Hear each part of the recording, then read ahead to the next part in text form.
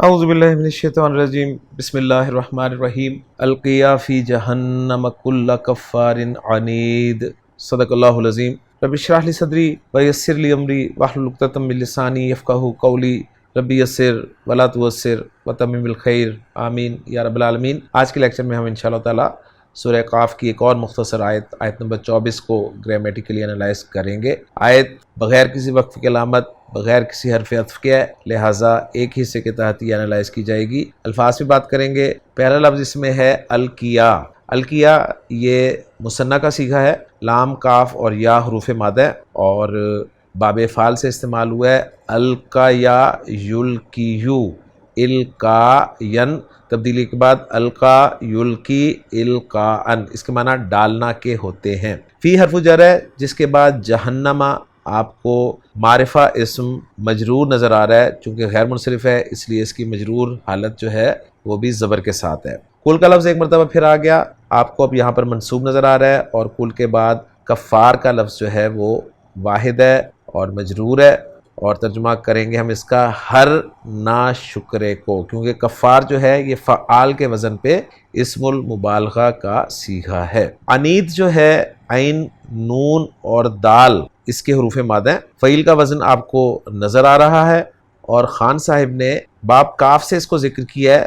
عنودا یعنودو عنودن، جس کے معنی مخالفت کرنا، دشمنی کرنا کے ہیں، اور عنید لکھ رہے ہیں فعیل کے وزن پہ صفت ہے، اسم الفاعل کے معنی میں مخالفت کرنے والا یعنی مخالف اور دشمن۔ تو الحمدللہ جی الفاظ پہ بات مکمل ہو گئی ہے۔ اب ہم چلتے ہیں جملے کے اعراب کی طرف۔ تو القیا فعل بفاعل ہے، اور ذہن میں رکھیے گا یہ فعل امر ہے، ٹھیک ہے، یہ فعل امر ہے۔ القیا لفظی ترجمہ اس کا ہوگا تم دونوں ڈال دو۔ اب یہ فعل امر کیسے بنا؟ جیسا کہ آپ سکرین پہ دیکھ رہے ہیں، القیا یلقیو مثنیٰ کا صیغہ ہے، یلقیانی، اور حاضر کا مثنیٰ کا صیغہ ہوگا تلقیانی۔ اور ہمیں پتہ ہے کہ باب فعل سے جب بھی فعل امر بنتا ہے تو حمزہ جو ہے وہ واپس لا کر بنایا جاتا ہے، تو یہ بنے گا تو القیانی۔ اب تو القیانی کو جب ہم مضموم کریں گے تو بنا تو القیا، اور پھر جب علامت مضارع ہٹائی تو بن گیا القیا۔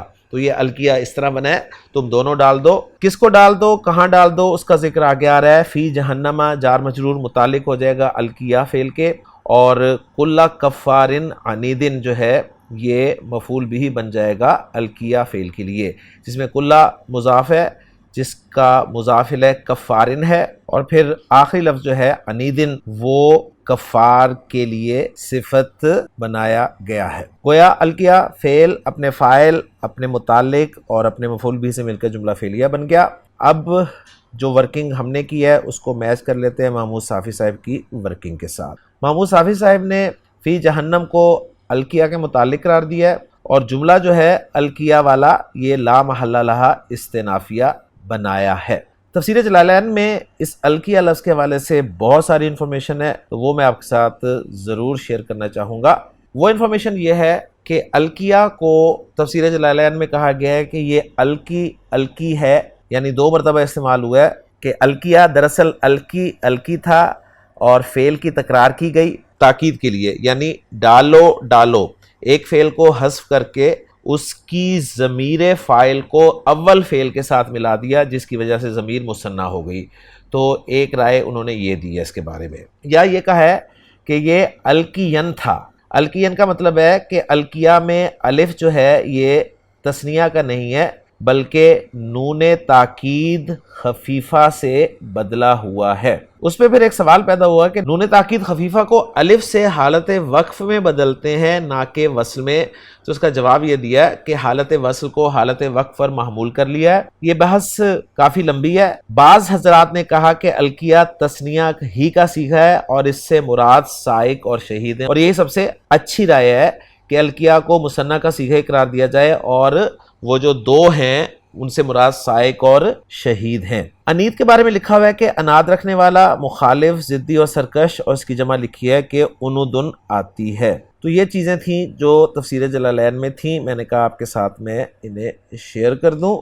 اب رہ گیا اس آیت کا ترجمہ، تو وہ میں آپ کے ساتھ ذکر کرتا ہوں۔ اس کا ترجمہ کچھ یوں کیا گیا ہے: القیا فی جہنم کل کفار عنید، جہنم میں پھینک دو تم دونوں فرشتے، انہوں نے اسی ترجمہ کیا ہے تم دونوں فرشتے، ہر زبردست ناشکرے کو جو بہت عناد رکھنے والا ہے، یعنی ناشکرے کی صفت بنائی گئی ہے عنید کو۔ تو یوں ہماری آج کے لیکچر میں آیت نمبر 24 بھی سورہ قاف کی مکمل ہو گئی ہے۔